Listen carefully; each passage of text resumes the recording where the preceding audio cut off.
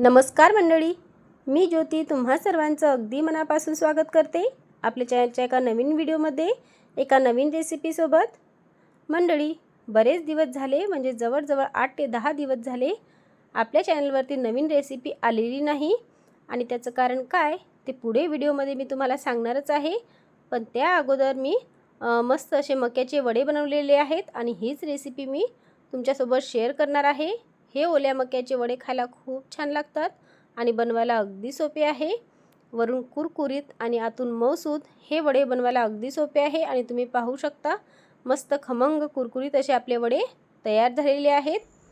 तुम्ही आवाजही ऐकू शकता, वरून मस्त कुरकुरीत असा आवाज येत आहे आणि आतून तेवढेच हे मऊसूत तयार होतात। चला तर मग रेसिपीला सुरुवात करूया। आता इथं मी मक्याची कणसं घेतलेली आहे। आता ही कणसं खूप जास्त कोवळी नाहीत, म्हणजे जरा जास्त झालेली आहेत। आता अगोदर ह्या कणसाची आपण साल काढून घेऊया। इथं तुम्ही थोडी कोवळी कणसंसुद्धा घेतली तरीसुद्धा चालेल। आता सर्व कणसाची मी साल काढून घेतलेली आहे। त्यानंतर आता ही कणसं थोडी जास्त झालेली आहे, त्यामुळे हाताने हे दाणे काढायला थोडं जास्त अवघड जातं, त्यामुळे आपल्याला चाकूने हे दाणे काढून घ्यायचे आहेत। आता अशा पद्धतीने आपल्याला चाकूने हे सर्व दाणे काढून घ्यायचे आहेत। आता सर्व मक्याचे मी दाणे काढून घेतलेले आहेत, तुम्ही पाहू शकता। त्यानंतर आता हे दाणे आपल्याला बारीक करून घ्यायचे आहेत। जर कणसं कोवळी असतील तर तुम्ही हे मॅशरने मॅश करून घेतले तरीसुद्धा चालेल, पण ही थोडी जास्त झालेली आहे, त्यामुळे मी हे मिक्सरला फिरवून घेते। तुम्ही पाहू शकता पाणी न घालता आपल्याला मिक्सरला हे दाणे बारीक करून घ्यायचे आहेत, म्हणजे खूप जास्त जाडही नाही आणि खूप जास्त बारीकही नाही, असे आपल्याला हे दाणे बारीक करून घ्यायचे आहेत। आता हे सारण आपण एका ताटामध्ये काढून घेऊया आणि अशाच पद्धतीने आपल्याला सर्व मक्याचे दाणे हे बारीक करून घ्यायचे आहेत।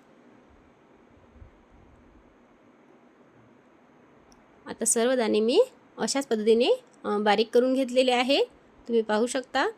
आता त्यामध्ये आपल्याला बेसन पीठ घालायचं आहे।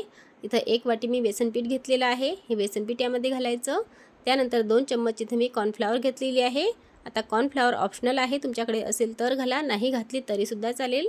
त्यानंतर 1 ते 1.5 चम्मच मी लाल तिखट घातलेला आहे, 1 चम्मच ओवा, त्यानंतर 1 चम्मच जिरं घालायचं, अर्धा चम्मच हळद घालायची। आता इथं लाल तिखट तुम्ही तुमच्या आवडीनुसार कमी जास्त करू शकता।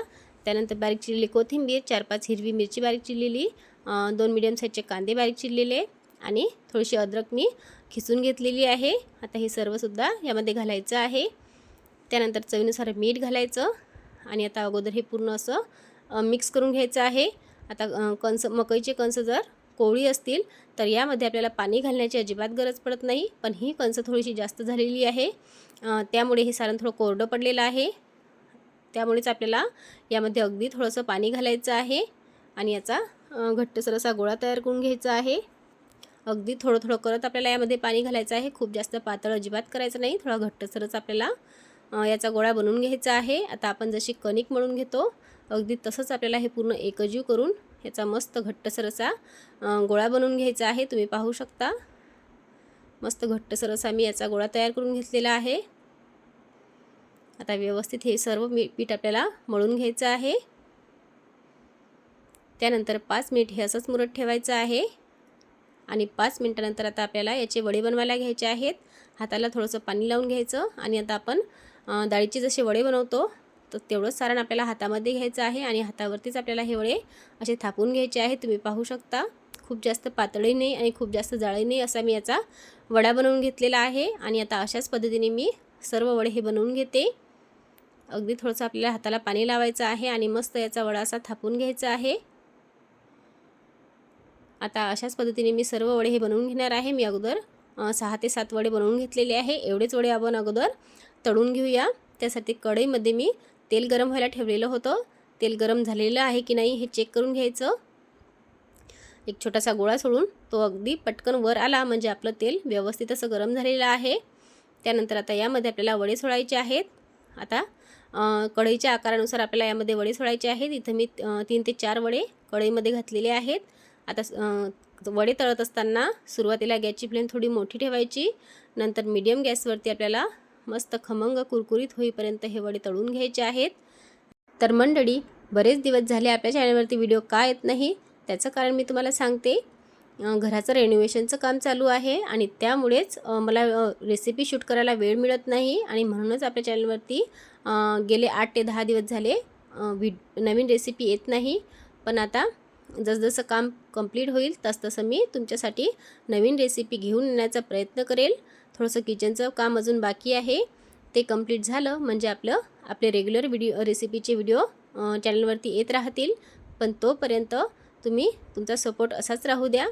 आणि मंडळी, किचनचं काम कंप्लीट झाल्यानंतर तुम्हाला माझं किचन टूर बघायला आवडेल का? मला कमेंट करून तेही सांगा. चला तर रेसिपीकडे वळूया.